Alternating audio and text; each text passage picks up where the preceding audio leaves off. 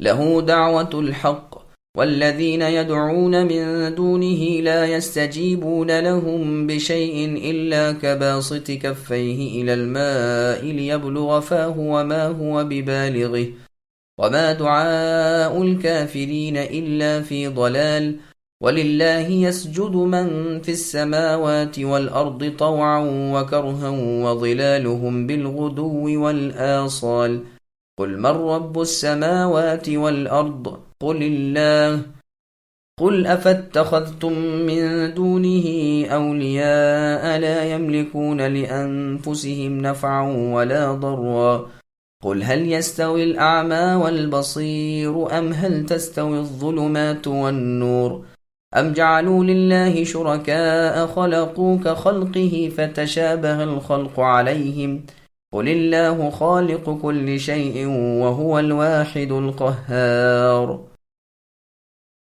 اکیلے تنے تنہا انسانوں کا اللہ ہی کو پکارنا حق ہے۔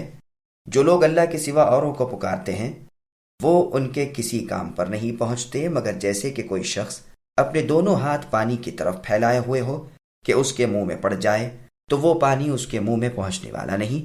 ان منکروں کی جتنی پکار ہے سب گمراہی میں ہے۔ اللہ ہی کے لیے زمین و آسمان کی سب مخلوق خوشی اور ناخوشی سے سجدہ کرتی رہتی ہے، اور ان کے سائے بھی صبح و شام سجدہ کرتے ہیں۔ اے نبی، ان سے پوچھئے کہ آسمان و زمین کے پروردگار کون ہیں؟ کہہ دیجئے اللہ ہے۔ کہہ دیجئے کیا تم پھر بھی اللہ کے سوا اوروں کو حمایتی بنا رہے ہو جو خود اپنی جان کے بھلے برے کا اختیار نہیں رکھتے؟ کہہ دیجئے کیا اندھا اور دیکھتا برابر ہو سکتے ہیں؟ یا کیا اندھیریاں اور روشنی برابر ہو سکتی ہیں؟ کیا جنہیں یہ مشرک لوگ اللہ کا شریک ٹھہرا رہے ہیں انہوں نے بھی رب کی طرح مخلوق پیدا کی ہے کہ ان کی نظر میں مخلوق مشتبہ ہو گئی ہو؟ کہہ دیجئے کہ صرف اللہ ہی تمام چیزوں کے خالق ہیں، وہ اکیلے ہیں اور زبردست غالب ہیں۔ سامعین، اب آیتوں کی تفسیر سماعت کیجئے۔ مشرکین کو سمجھانے کے لیے ایک مثال۔ علی بن ابی طالب رضی اللہ عنہ فرماتے ہیں اللہ تعالیٰ کے لیے دعوت حق ہے، اس سے مراد توحید ہے۔ محمد بن منکدر کہتے ہیں مراد لا الہ الا اللہ ہے۔ پھر مشرکوں کافروں کی مثال بیان ہوئی کہ جیسے کوئی شخص پانی کی طرف ہاتھ پھیلائے ہوئے ہو کہ اس کے منہ میں وہ خود بخود پہنچ جائے تو ایسا نہیں ہو سکتا۔ اسی طرح یہ کفار جنہیں پکارتے ہیں اور جن سے امید رکھتے ہیں وہ ان کی امیدیں پوری نہیں کر سکتے۔ اور یہ مطلب بھی ہے کہ جیسے کوئی اپنی مٹھیوں میں پانی بند کر لے تو وہ رہ نہیں سکتا۔ پس باسط بمعنی قابض ہے۔ عربی شعر میں بھی قابض ماء آیا ہے۔ بس جیسے پانی مٹھی میں روکنے والا اور جیسے پانی کی طرف ہاتھ پھیلانے والا پانی سے محروم ہے، ایسے ہی یہ مشرک اللہ کے سوا دوسروں کو گو پکاریں لیکن رہیں گے محروم ہی۔ دین دنیا کا کوئی فائدہ انہیں نہ پہنچے گا، ان کی پکار بیکار و بے فائدہ ہے۔ ہر چیز اللہ کو سجدہ کرتی ہے۔ اللہ تعالیٰ اپنی عظمت و سلطنت کو بیان فرما رہے ہیں کہ ہر چیز اللہ کے سامنے پست ہے اور ہر ایک اللہ کی سرکار میں اپنی عاجزی کا اظہار کرتی ہے۔ مومن خوشی سے اور کافر بزور اللہ کے سامنے سجدے میں ہے۔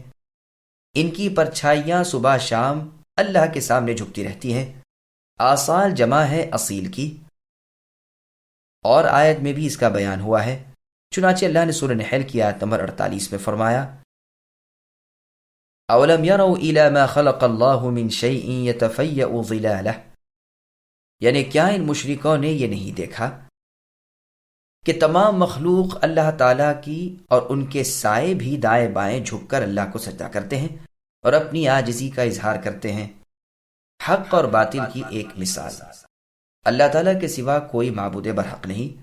یہ مشرکین بھی اسی کے قائل ہیں کہ زمین و آسمان کا رب اور مدبر بھی اللہ ہی ہے، باوجود اس کے دوسرے اولیاء کی عبادت کرتے ہیں، حالانکہ وہ سب عاجز بندے ہیں۔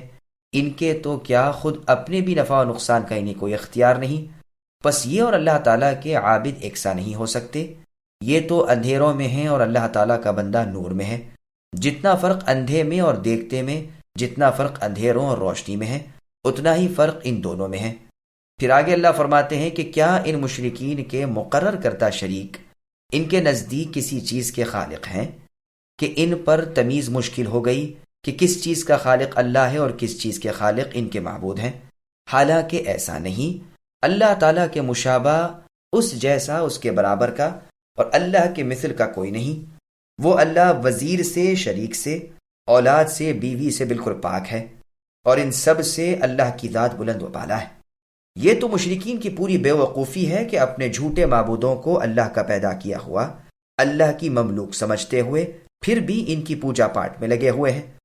لبیک پکارتے ہوئے کہتے ہیں کہ اے اللہ، ہم حاضر ہوئے، آپ کا کوئی شریک نہیں مگر وہ شریک کے وہ خود آپ کی ملکیت میں ہے، اور جس چیز کا وہ مالک ہے وہ بھی دراصل آپ ہی کی ملکیت ہے، جیسا کہ صحیح مسلم اور معجم الکبیر میں یہ بات رسول اللہ سے منقول ہے۔ قرآن نے سورہ زمر کی آیت نمبر 3 میں ایک مقولہ فرمایا کہ ما نعبدهم الا ليقربونا الى الله زلفى۔ مشرکین کہتے کہ ہم تو ان کی عبادت صرف اس لالچ میں کرتے ہیں کہ یہ ہمیں اللہ سے قریب کر دیں۔ ان کے اس اعتقاد کی رگ گردن توڑتے ہوئے اللہ تعالیٰ نے سورہ سبا کی آیت نمبر 23 میں فرمایا، جس کا ترجمہ ہے کہ اللہ کے پاس کوئی بھی اللہ کی اجازت کے بغیر لب نہیں ہلا سکتا، یہاں تک کہ آسمانوں کے فرشتے بھی شفاعت اللہ کی اجازت کے بغیر کر ہی نہیں سکتے۔ سورہ مریم کی آیت نمبر 93 تا 96 میں اللہ نے فرمایا، جس کا ترجمہ ہے زمین و آسمان کی تمام مخلوق اللہ کے سامنے غلام بن کر بروز قیامت آنے والی ہے، سب اللہ تعالیٰ کی نگاہ میں اور اللہ کی گنتی میں ہیں، اور ہر ایک تنہا تنہا اللہ کے سامنے قیامت کے دن حاضری دینے والا ہے۔ بس جب سب کے سب یعنی اللہ کی تمام مخلوق بندے اور غلام ہونے کی حیثیت میں اللہ کے ہاں یکساں حیثیت رکھتے ہیں، پھر ایک کا دوسرے کی عبادت کرنا بڑی حماقت اور کھلی بے انصافی نہیں تو اور کیا ہے۔ پھر اللہ نے رسولوں کا سلسلہ شروع دنیا سے جاری رکھا، ہر ایک نے لوگوں کو پہلا سبق یہ دیا کہ اللہ ایک ہیں، وہی اللہ تنے تنہا ہر قسم کی عبادتوں کے لائق ہے، اللہ کے سوا کوئی اور عبادتوں کے لائق نہیں۔ لیکن انہوں نے نہ اپنے اقرار کا پاس کیا، نہ رسولوں کی متفقہ تعلیم کا لحاظ کیا، بلکہ مخالفت کی، رسولوں کو جھٹلایا، تو کلمہ عذاب ان پر صادق آ گیا۔ یہ رب کا ان کے حق میں ظلم نہیں بلکہ عین انصاف تھا۔ أنزل من السماء ماء فسالت أودية بقدرها فاحتمل السيل زبدا رابيا ومما يوقدون عليه في النار ابتغاء حلية أو متاع زبد مثله كذلك يضرب الله الحق والباطل فأما الزبد فيذهب جفاء وأما ما ينفع الناس فيمكث في الأرض كذلك يضرب الله الأمثال۔ اللہ ہی نے آسمان سے پانی برسایا، پھر اپنی اپنی سمائی کے مطابق نالے بہہ نکلے، پھر پانی کے ریلے نے اوپر چڑھے جھاگ کو اٹھا لیا، اور اس چیز میں بھی جس کو آگ میں ڈال کر تپاتے ہیں، زیور یا ساز و سامان کے لیے، اسی طرح کے جھاگ میں اسی طرح اللہ تعالیٰ حق و باطل کی مثال بیان فرماتے ہیں۔ اب جھاگ تو ناکارہ ہو کر چلا جاتا ہے، لیکن جو لوگوں کو نفع دینے والی چیز ہے وہ زمین میں ٹھہری رہتی ہے۔ اللہ تعالیٰ اسی طرح مثالیں بیان فرماتے ہیں۔ سامعین، اب اس آیت کی تفسیر سماعت کیجیے۔ حق کی پائیداری، باطل کی بے ثباتی۔ حق و باطل کے فرق، حق کی پائیداری اور باطل کی بے ثباتی کی یہ دو مثالیں بیان فرمائیں۔ ارشاد ہوا کہ اللہ تعالیٰ بادلوں سے بارش برساتے ہیں، چشموں، دریاؤں، نالوں وغیرہ کے ذریعے برسات کا پانی بہنے لگتا ہے، کسی میں کم، کسی میں زیادہ، کوئی چھوٹی کوئی بڑی۔ یہ مثال ہے دلوں کی اور ان کے تفاوت کی۔ کوئی آسمانی علم بہت زیادہ لیتا ہے، کوئی کم۔ پھر پانی کی اس روح پر جھاگ تیرنے لگتے ہیں۔ ایک مثال تو یہ ہوئی۔ دوسری مثال سونے، چاندی، لوہے، تانبے کی ہے کہ اسے آگ میں تپایا جاتا ہے۔ سونے چاندی زیور کے لیے، لوہا تانبا برتن بھانڈے وغیرہ کے لیے، ان میں بھی جھاگ ہوتے ہیں۔ تو جیسے ان دونوں چیزوں کے جھاگ مٹ جاتے ہیں،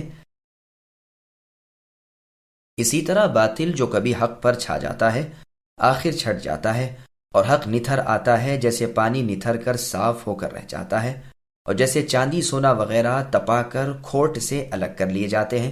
اب سونے، چاندی، پانی وغیرہ سے تو دنیا نفع اٹھاتی رہتی ہے، اور اس پر جو کھوٹ اور جھاگ آ گیا تھا اس کا نام و نشان بھی نہیں رہتا۔ اللہ تعالیٰ لوگوں کو سمجھانے کے لیے کتنی صاف صاف مثالیں بیان فرما رہے ہیں کہ یہ سوچیں سمجھیں، جیسے اللہ تعالیٰ نے سورہ عنکبوت کی آیت نمبر 43 میں فرمایا، جس کا ترجمہ ہے کہ ہم یہ مثالیں لوگوں کے سامنے بیان فرماتے ہیں، لیکن اسے علماء خوب سمجھتے ہیں۔ بعض سلف کی سمجھ میں جب کوئی مثال نہیں آتی تھی تو وہ رونے لگتے تھے، کیونکہ انہیں نہ سمجھنا علم سے خالی لوگوں کا وصف ہے۔ ابن عباس رضی اللہ عنہ فرماتے ہیں، پہلی مثال میں بیان ہے ان لوگوں کا جن کے دل یقین کے ساتھ اللہ تعالیٰ کے طرف سے ملنے والے علم کے حامل ہوتے ہیں، اور بعض دل وہ بھی ہیں جن میں شک باقی رہ جاتا ہے، پس شک کے ساتھ کا عمل بے سود ہوتا ہے، یقین پورا فائدہ دیتا ہے۔ زبدن سے مراد شک ہے جو نکمی چیز ہے، یقین کار آمد چیز ہے جو باقی رہنے والی ہے۔ جیسے زیور جو آگ میں تپایا جاتا ہے تو کھوٹ جل جاتی ہے اور کھری چیز رہ جاتی ہے، اسی طرح اللہ کے ہاں یقین مقبول ہے، شک مردود ہے۔ پس جس طرح پانی رہ گیا اور پینے وغیرہ کے کام آیا، اور جس طرح سونا چاندی اصلی رہ گیا اور زیور وغیرہ کے کام آیا، اور جس طرح تانبا لوہا وغیرہ رہ گیا اور اس کے ساز و سامان بنے، اسی طرح نیک اور خالص اعمال عمل کرنے والے کو نفع دیتے ہیں اور باقی رہتے ہیں۔ ہدایت و حق پر جو عمل پیرا رہے وہ نفع پاتا ہے۔ جیسے لوہے کی چھری تلوار بغیر تپائے بن نہیں سکتی، اسی طرح باطل اور شک اور ریاکاری والے اعمال اللہ کے ہاں کارآمد نہیں ہو سکتے۔ قیامت کے دن باطل ضائع ہو جائے گا اور اہل حق کو حق نفع دے گا۔ سورہ بقرہ کے شروع میں منافقوں کی دو مثالیں اللہ رب العزت نے بیان فرمائی، ایک پانی کی، ایک آگ کی۔ سورہ نور میں کافروں کی دو مثالیں بیان فرمائی، ایک سراب یعنی ریتی کے، دوسری سمندر کی تہ کی اندھیروں کی۔ ریتی موسم گرما میں دور سے باہر لہریں لیتا ہوا دریا کا پانی معلوم ہوتا ہے۔ چنانچہ بخاری و مسلم کی حدیث میں ہے، رسول اللہ نے فرمایا کہ قیامت کے دن یہودیوں سے پوچھا جائے گا کہ تم کیا مانگتے ہو؟ وہ کہیں گے پیاسے ہو رہے ہیں، پانی چاہتے ہیں۔ تو ان سے کہا جائے گا کہ پھر جاتے کیوں نہیں ہو؟ چنانچہ جہنم ایسے نظر آئے گی جیسے دنیا میں ریتیلے میدان۔ سورہ نور کی آیت نمبر 40 میں اللہ نے فرمایا، او کظلمات فی بحر لجی۔ بخاری اور مسلم میں فرمان رسول ہے کہ جس ہدایت و علم کے ساتھ اللہ تعالیٰ نے مجھے مبعوث فرمایا ہے، اس کی مثال اس بارش کی طرح ہے جو زمین پر برسی۔ زمین کے ایک حصے نے تو پانی کو قبول کیا، گھاس چارہ بکثرت اگایا، بعض زمین جاذب تھی، اس نے پانی کو روک لیا، بس اللہ تعالیٰ نے اس سے بھی لوگوں کو نفع پہنچایا، پانی ان کے پینے کے، پلانے کے، کھیت کے کام آیا۔ اور ٹکڑا زمین کا سنگلاخ اور سخت تھا، نہ اس میں پانی ٹھہرا نہ وہاں کچھ پیداوار ہوئی۔ بس یہ مثال ہے اس کی جس نے دین میں سمجھ حاصل کی اور میری بعثت سے اللہ نے اسے فائدہ پہنچایا، اس نے خود علم سیکھا اور دوسروں کو سکھایا۔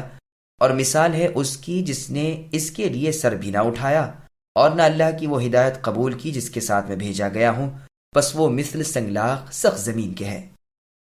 صحیح مسلم، صحیح بخاری، سنن ترمذی وغیرہ میں ہے، رسول اللہ نے فرمایا، میری اور تمہاری مثال اس شخص کی طرح ہے جس نے آگ جلائی، جب آگ نے اپنے آس پاس کی چیزیں روشن کر دی تو پتنگے اور پروانے وغیرہ کیڑے اس میں گر کر جان دینے لگے۔ وہ انہیں ہر چند روکتا ہے لیکن اس پر بھی وہ برابر گر رہے ہیں۔ بالکل یہی مثال میری اور تمہاری ہے کہ میں تمہاری کمر پکڑ پکڑ کر تمہیں روکتا ہوں اور کہہ رہا ہوں کہ آگ سے پرے ہٹو، لیکن تم میری نہیں سنتے، نہیں مانتے، مجھ سے چھوٹ چھوٹ کر آگ میں گرے چلے جاتے ہو۔ پس حدیث میں بھی پانی کی اور آگ کی دونوں کی مثالیں آ چکی ہیں۔